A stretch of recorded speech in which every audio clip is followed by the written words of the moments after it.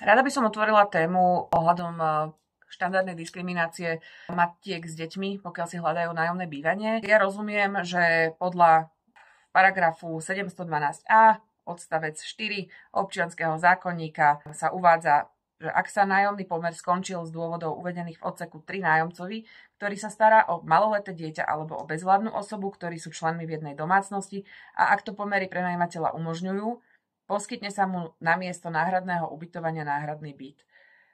Ďalej je tam rozpísané, o aký náhradný byt by malo ísť.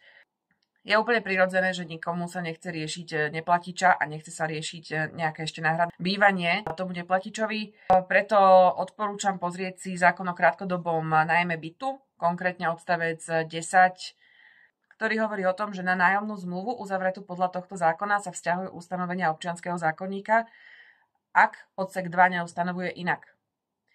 Odsek 2 hovorí o tom, že nájom podľa tohto zákona sa nespravuje ustanoveniami, je ich tu niekoľko vymenovaných a je tam aj 712a, ktorý práve hovorí o tom, že máte povinnosť nájsť náhradné bývanie rodine alebo matke s dieťaťom, s deťmi. To znamená, že pri krátkodobej nájomnej zmluve nie ste povinní riešiť to, čoho sa všetci úplne prirodzene obávate. Preto si myslím, že akákoľvek diskriminácia v tomto smere nemusí byť až tak veľmi na mieste. Môžete byť prekvapení, že získate kvalitnejšieho nájomníka, ktorý má väčšiu zodpovednosť, pretože už nemá zodpovednosť iba za seba, logicky, ale aj za to dieťa. Ako keby ste prenajali byt, dajme tomu nejakým študentom, ktorí vám to tam budú každý piatok rozoberať a budete riešiť sťažnosti so susedmi.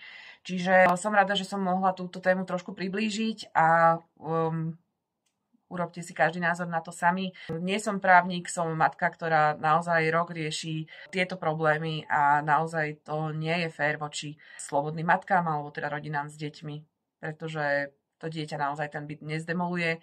Pokiaľ sa tohoto bojíte, odporúčam sa porozprávať s potenciálnym nájomcom o to, aby si urobili poistenie voči zodpovednosti za škodu a to vám pokrie vlastne tento smer. Čiže nemusíte sa báť prenajímať byt ani rodinám s deťmi.